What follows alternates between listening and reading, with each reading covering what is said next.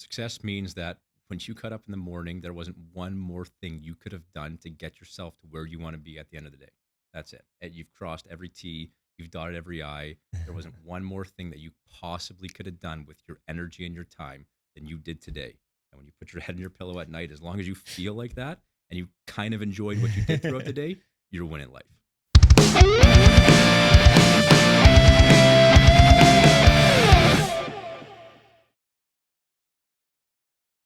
Welcome back to the Michael Brooks Show, everyone. Happy to be here with my friend Dylan Smoskowitz. He's the assistant coach of the Barrie Colts in the Ontario Hockey League. And we're going to discuss his journey through hockey and into coaching and some of his leadership insights. So welcome, Dylan. Thank you very much. I'm happy to be here, and thank you very much for having me. Yeah. So like I was just telling you, my family's been coming to this arena for 30 years now to watch the Barrie Colts. And I remember when you were here playing back in I think it was 11, 12, 13, Yep. right? Something like that. Yep.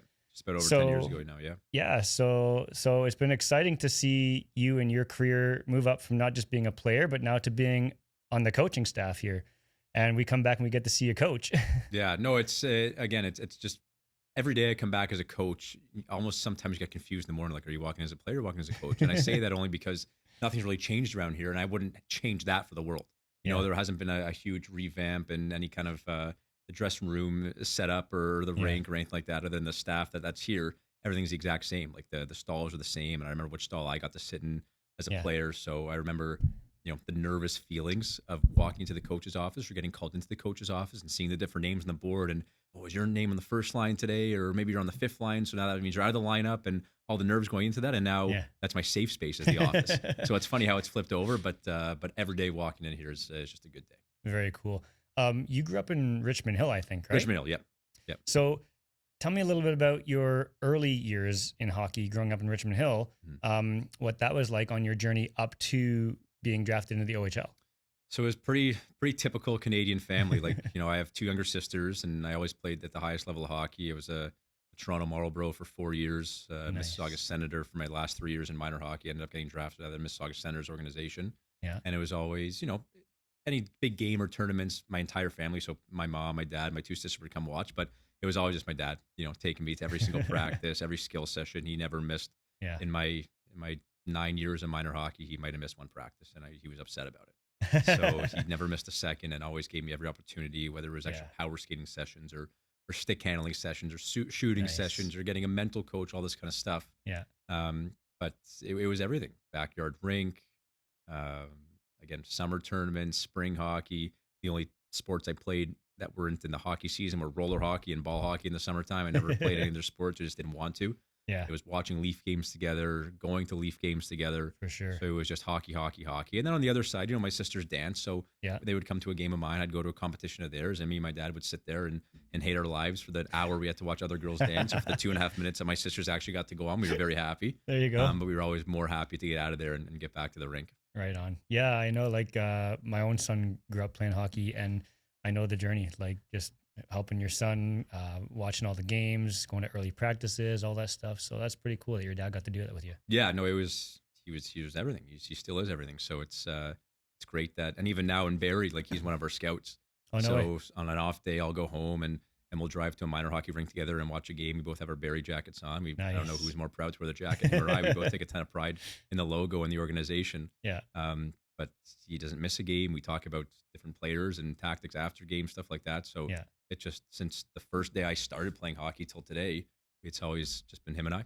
Very cool. Very cool. So I think I already know then, but I'm going to ask, who was your biggest inspiration growing up in hockey? Well, it's funny because it wasn't like I had an inspiration. It was just something that I love to do.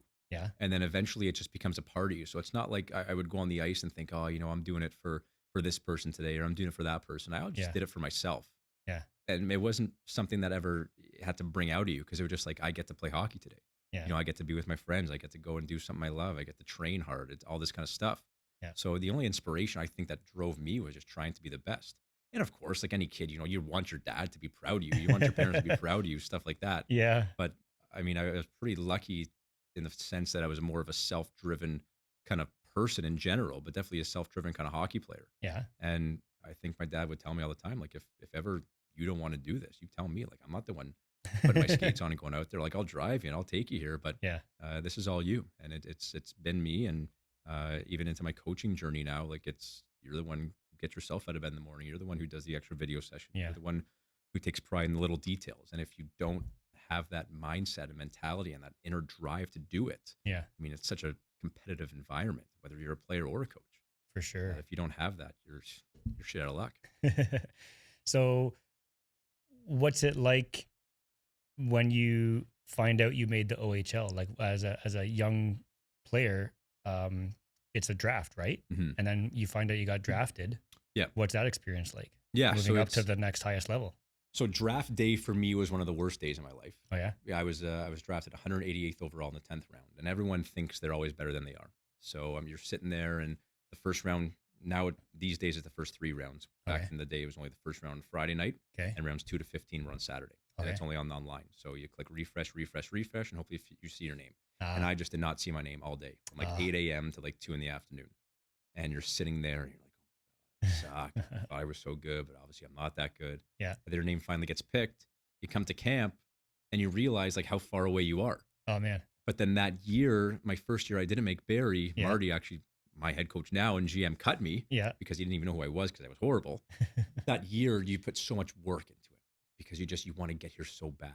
Yeah. And even though I grew up in Richmond Hill, we always had a cottage here in Innisfil, which is where I live now. Okay.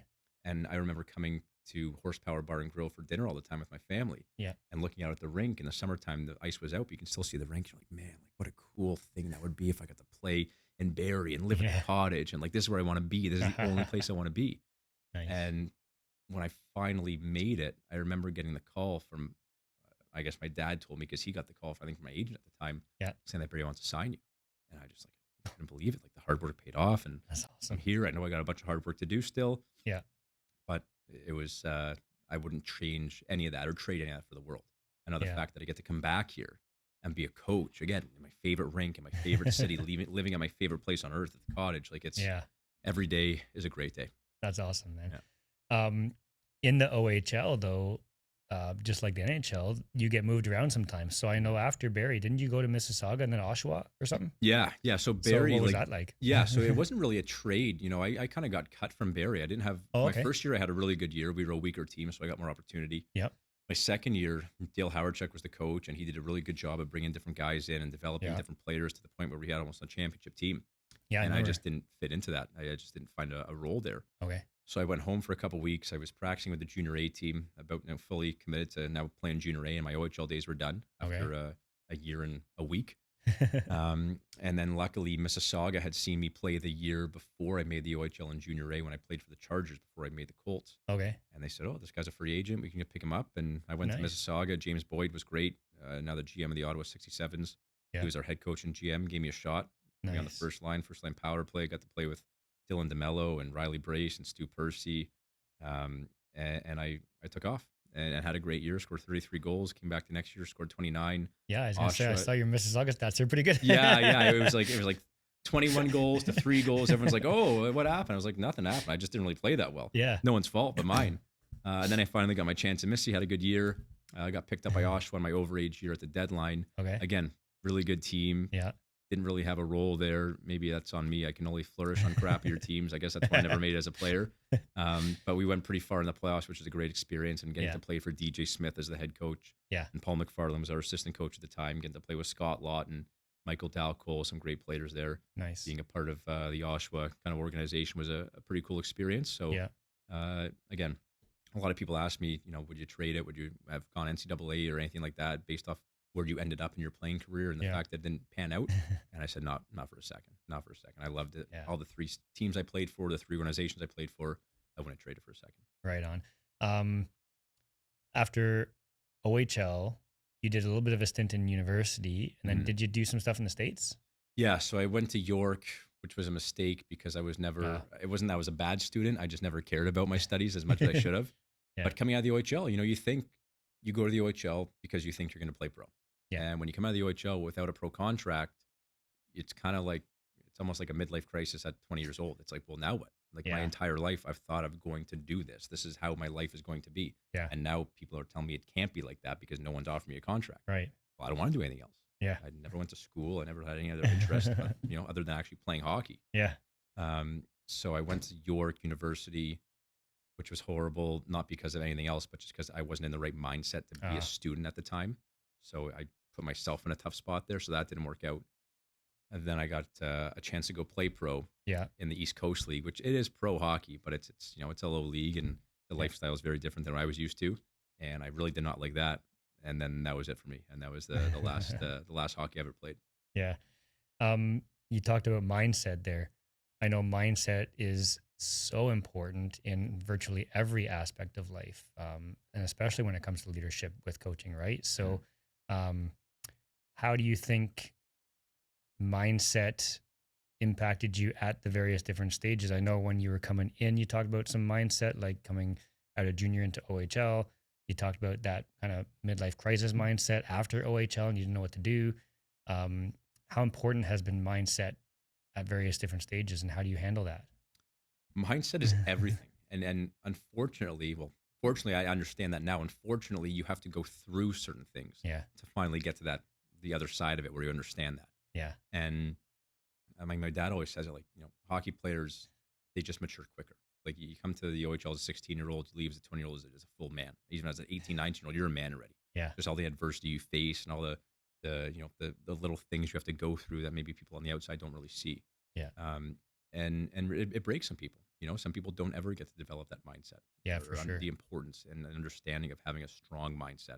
Right. And anything you do, you can always find positives in anything. I don't care how bad it is. You can find a positive if you have the right mindset. Right. So now, as I've gone through these experiences, bringing that into coaching, I'm trying to get our guys who I remember being in their shoes, and I remember how naive I was, Yeah. not really understanding what mindset. Like, yeah, I want to be here. I want to play pro. Like, you can say those things, Yeah. and it's great. But are you actually in the mindset? Like, today is my last day, and Yeah. what I do today will affect the rest of my life. And to bring that mindset to the rink every single day, to every single workout, to every single practice, every game, every time you're on the ice, a chance to get better. And it's like, if you play it like your last, Yeah. that's a powerful thing.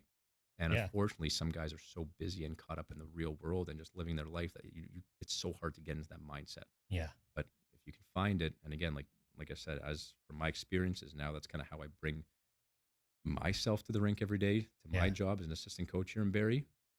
You can't lose. Yeah. You can't lose. Yeah. Yeah. Because being in hockey, you're going to face so many different ups and downs and so many challenges and so much adversity, like you said. It's hard for young kids coming through the system to understand, not that they don't have the passion, obviously they do, they want to play hockey, but that, like you said, that mindset for adversity. Like, what if you have a bad game? What if you um, don't get that contract? What if something negative happens? To see the positives in it and to see and to push through and to have that strong mindset to face and overcome those adversity things, right? Mm-hmm. So that's really cool. Yeah. What led you to come back and become a coach? I know you had a bit of a coaching journey too, right? Yep. So tell me about your coaching journey leading up to becoming a coach here in Barrie. Yeah. So it kind of flows like that. My last game, I guess, playing pro in Atlanta in the East Coast League, and then you come back and you don't know what the heck's going on with your life. You don't know what you're going to do. You don't want to do anything else. Yeah. A buddy of mine was working at a hockey school with a gentleman who I'd been teammates with. We actually were Team Canada Yeah. in the Jewish Olympics, called the Maccabi Games in Israel. No way. And we went there and we smoked all the other teams, won the gold medal. It was great. But That's so cool. Adam and Michael Henrik, who's a former Barrie Colts, Okay. Yeah. one of the greats here, started Henrik Hockey. Okay. And my buddy Daniel Ehrlich, who again, teammate in Barrie, was working for them at the time. So I kind of jumped in Yeah. as a skills trainer, as their assistant, and Nice. did that for 5 or 6 years, to the point where I grew it up to almost I was a partner with them at the end of it. Yeah. And then as you start running your camps and privates and clinics, stuff like that, eventually it turned into coaching a minor hockey team.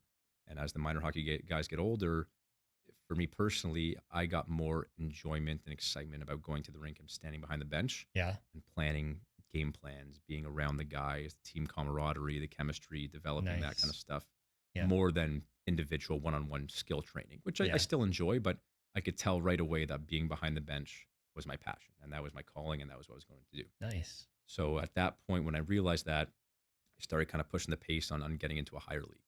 Yeah. So I got a volunteer job as an assistant coach in an OJHL team. So I got to go and help out in practice. I got to be on the bench for a couple games. Yeah. I did a fairly good job. So the next year they offered me the head coaching job. Oh, nice. And that summer, when I was preparing all my game plans and picking my team, my roster, training camp stuff, Barrie had an opening for an assistant coach. And so I reached out to an agent friend of mine who I knew was close with Marty. I had known Marty because he drafted me, but again, I was not good enough for Marty to know who I was. So he had got me an interview with Marty, spoke to Marty on the phone quickly. Yeah. And then I got my in-person interview and prepared well for it as well I thought I could. Tried to know the team without actually being on the team. Yeah. Pretend like I was already a coach on the team and present this as much as I could to Marty and nice. Tell him how committed I would be and everything like that. And a couple of days later, he called me back. I remember exactly. I was at the cottage and Marty had called me. He said he was going to call around this time. So my family kind of left me alone because I knew I was nervous. They're like, oh, here it is. Exactly. He called at that time and told me I got the job. And I just remember I ran right to my dad and I was like, yeah, I got the job. I couldn't believe it.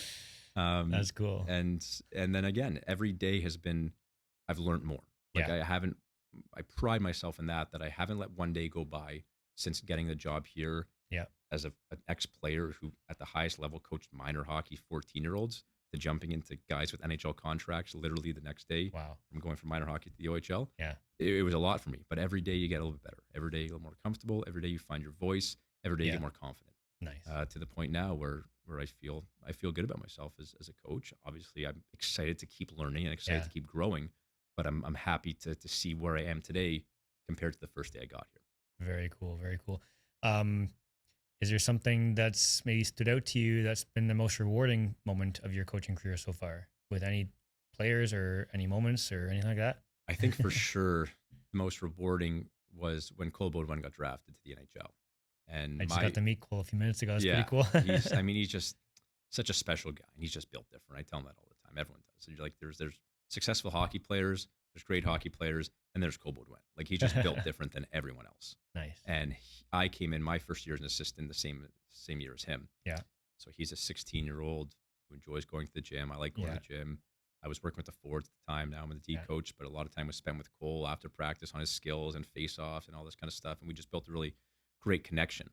And to see him go through it from, again, where he started on day one to then him getting called up as the 24th best player available in the entire world of his age and now signing his NHL contract, playing for the World Juniors, and just not watching his whole journey. I don't know what he was like in minor hockey as a little kid, but to watch his OHL journey from a fresh-faced 16-year-old to now a guy with NHL exhibition games under his belt, that just, it's very, very rewarding. So that would be one that sticks out in my mind. That's awesome that you get to be a part of that. Isn't it cool to know that you can build into somebody's life and watch them and help them move through those stages like that? It's awesome. That's it's cool. Awesome. And again, like as small a part as it is, it's his parents obviously are a big part. His agents, his minor hockey coaches, Marty, Howie, like everyone here.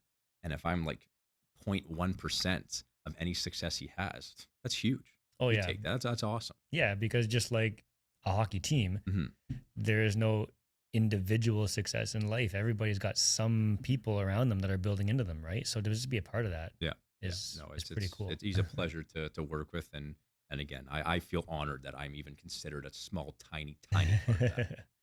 Right on, awesome. When it comes to coaching at this level, what's sort of your approach to foster that kind of high performance attitude out of your guys?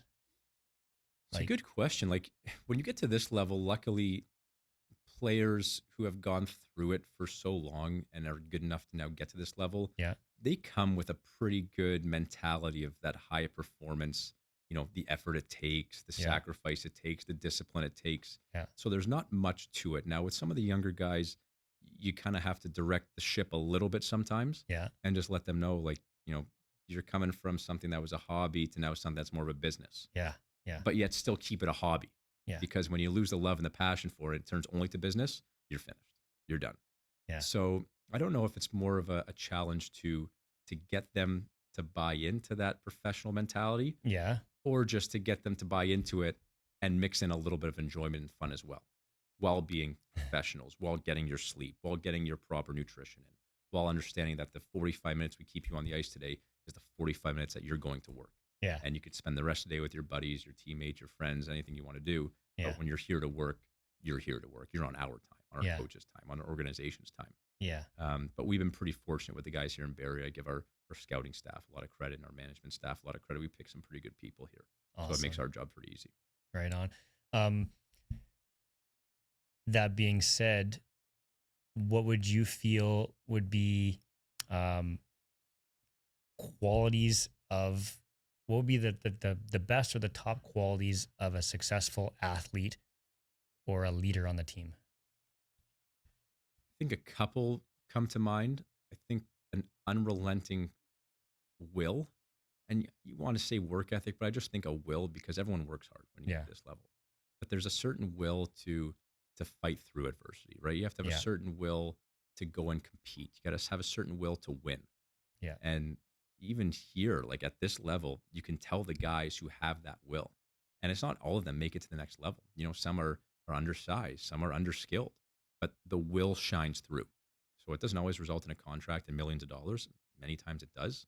Cole Baudouin has that will. He will be making $1 million at least a year for the next 20 years of his life. That's fantastic. Probably money more. Yeah.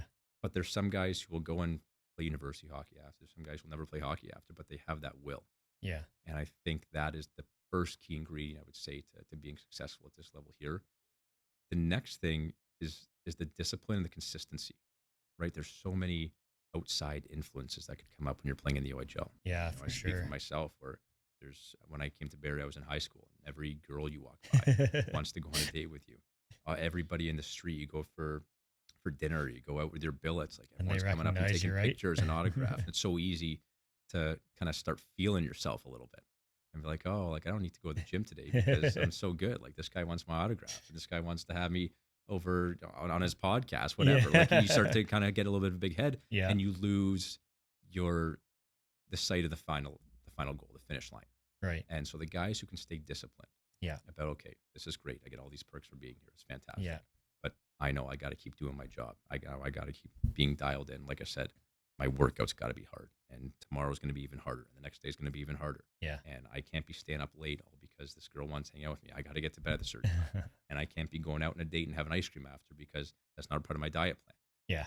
To do that every single day for an entire year, then have to roll that in the summer, not a lot of guys have that discipline and the consistency. It's a lot, I guess. It's a lot. It's a lot. So the will to compete, the will to win, the will to push through adversity, and the discipline to stay on track with the consistency. Those would be my 3 key ingredients. Nice. That's amazing. Do you think your definition of success has evolved over the years, and what do you think it would be now? I think it even evolved from my first year being here as a coach. Yeah. You know, I think that, you know, for example, like Marty's given me the opportunity to kind of work with the penalty kill guys. Okay. You know, so it's not that I run the penalty kill. We all do it together as a collective coaching staff. Right. But any kind of penalty kill meetings, you know, I'll get the video clips and I'll run it by the coaches and make sure everyone's on the same page, and I'll go present it to the players. Yeah. So you kind of take some pride in that, and it's kind of your thing. So, you know, the first year here, we had a pretty good penalty kill. We had some good players. I think we finished 3rd in the league. Nice. And then I remember talking to our assistant coach at the time, Phil Barsky, and he was asking me, you know, what are your goals for next year? Yeah. And I said, well, we came 3rd, so I want to be 1st. He goes, well, that's it? You just want to be 1st? He goes, yeah, I want to be 1st. We came dead last. Like dead last. Like to the point where like so 20 out of 20 teams, you were 20th. The 19th team was still just like miles ahead of us. And sucks. And I remember talking to Phil after, Phil Barsky, and he's like, yeah, you told me you wanted to be 1st. And he came the exact opposite. He goes, you didn't set yourself up for success there. Like, that's not success. Success is getting a good game plan that's going to work. 1. 2, getting the players to understand the game plan that you've now come up with. It's great if you understand it.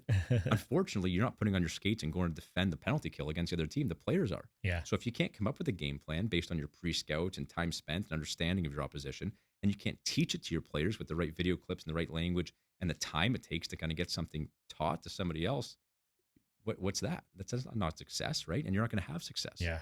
So now I'm thinking, okay, I don't care. You want to come first, you want to come last. Hopefully you don't come last. But I don't really care about the standings. So now I gauge success as, are my players understanding what the message I'm trying to preach? Am I getting my point across? Am I doing enough studying myself to understand what that point should be? If I hit that note, okay, fine, I got it. I see what they want to do.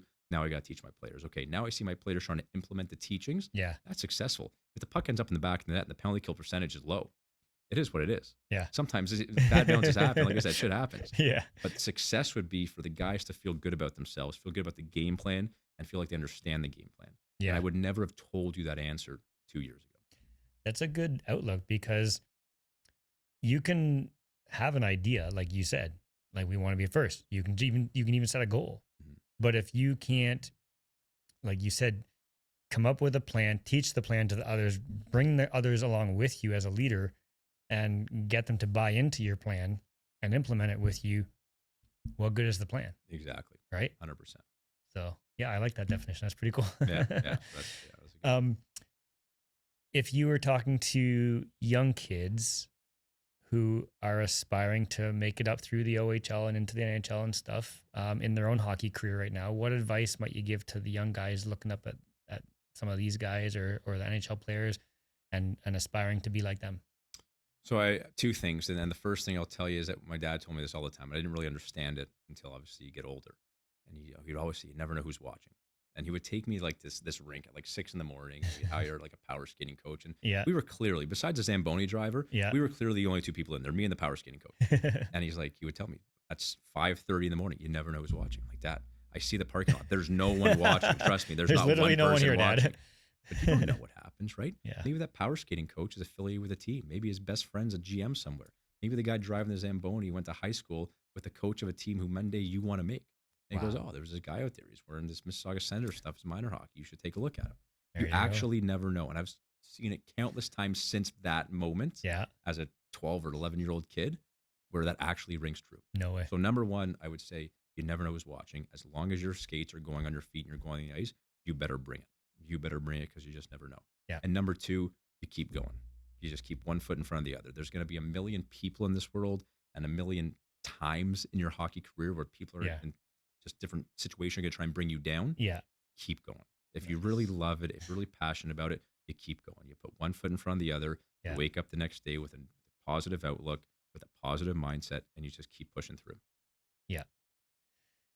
Now that you're at a higher level of coaching, obviously your responsibilities are more, it's more demanding. How do you balance your coaching life with your personal life?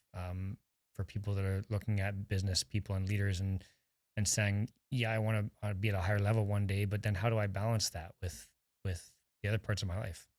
It's a great question, and I think it's something that I'm learning on the go as well, right? And you're kind of gauging it on a day by day basis. So what I mean by that is there's some days where I feel great.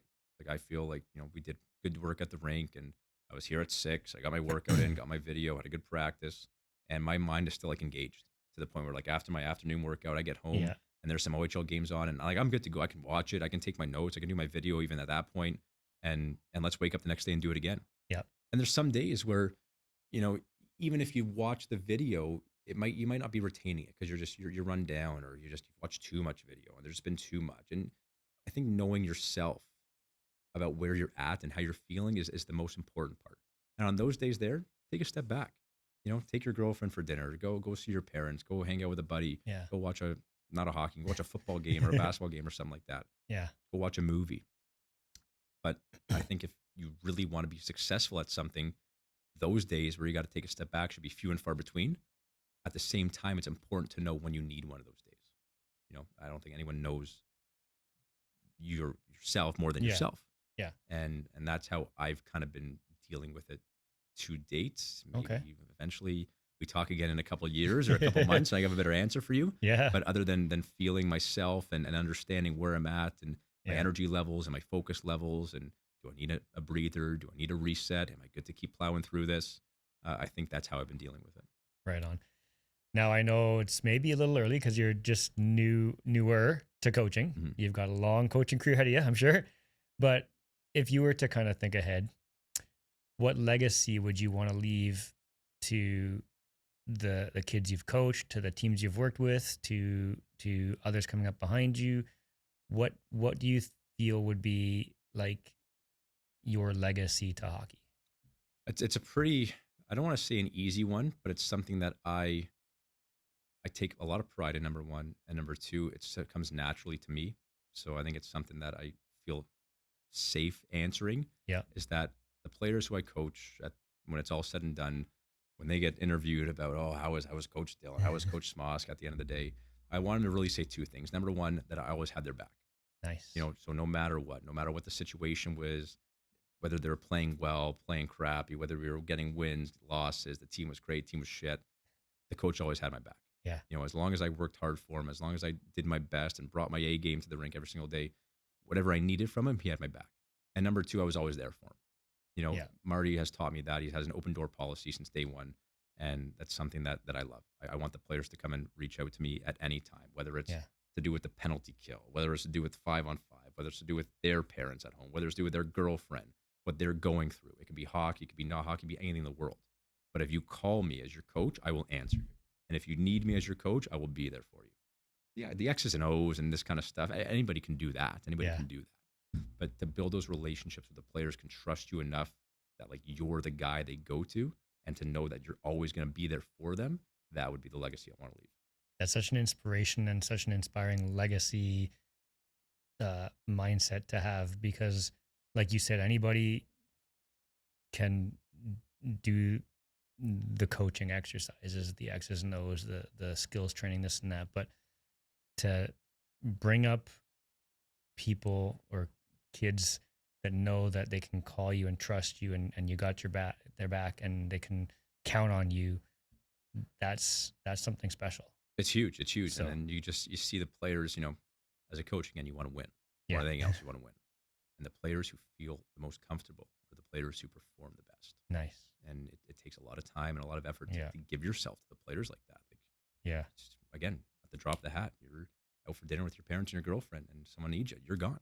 But as long as the players know that, and as long as you're willing to put the time in, Yeah. and give yourself up to that, and really just sink it into that, you're going to be okay. It's more about relationship than I mean, obviously there's the coaching aspect, but it sounds like it's more important to develop those relationships, because then that will translate into better performance. Exactly, especially with today's athletes, today's person. Like the people are just built differently today based on society and what they kind of bring or are brought up as. And if even myself, like if I didn't feel I had a relationship with a coach or with a boss, anything like that, I just wouldn't feel like, what am I working for you for? I don't even know you. I don't know what you want from me. I don't know anything about you. When I feel that connection with you, and I want you to be proud of me. Yeah. I'm going to give you my everything. I'm going to die for you. And that's the point that a coach needs to get to with his players. When you have 20 guys who are going to die for you and die for the team, you're not going to lose many hockey games. That's wild. Yeah. Do you have any future prospects or future goals? What do you see? Do you see yourself staying in like an OHL capacity long term? Do you have any future goals past this part of your career? The goal is to be a head coach in the NHL and win a Stanley Cup. That's the goal. That's every single day you wake up. That's what you're gearing towards. That's what you're preparing for. Everything Amazing. you learn, you're going to take it to that. Now, obviously, there's many steps that come in between today and the day I do that. But there's not going to be a day that goes by where I waver from that goal. And every day is that's it. Like, this is why you're here. Yeah. If you're not doing it for that reason, you might as well quit. Well, I could totally see you doing that, man. That'd be so cool. Yeah. So again, every day is a day to get better. Yeah. And you have to take advantage of those days. Right on. We'll end off with some cool, fun, rapid fire questions for you. Sure. Favorite hockey memory? Being named assistant coach of the Barrie Colts. There you go. Good one. Most influential coach or mentor? Marty Williamson. A book, movie, or podcast that inspires you? Overdrive. Oh, nice. Advice you would give to your younger self?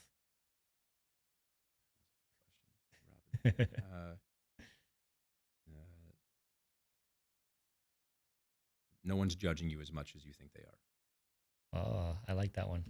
Very cool. Awesome. I'll just leave it off with this last one question. If you could just sum it up in one thing, what does success mean to you? Success means that when you cut up in the morning, there wasn't one more thing you could have done to get yourself to where you want to be at the end of the day. That's it. And you've crossed every T, you've dotted every I. There wasn't one more thing that you possibly could have done with your energy and your time than you did today. And when you put your head in your pillow at night, as long as you feel like that and you kind of enjoyed what you did throughout the day, you're winning life. That's amazing, man.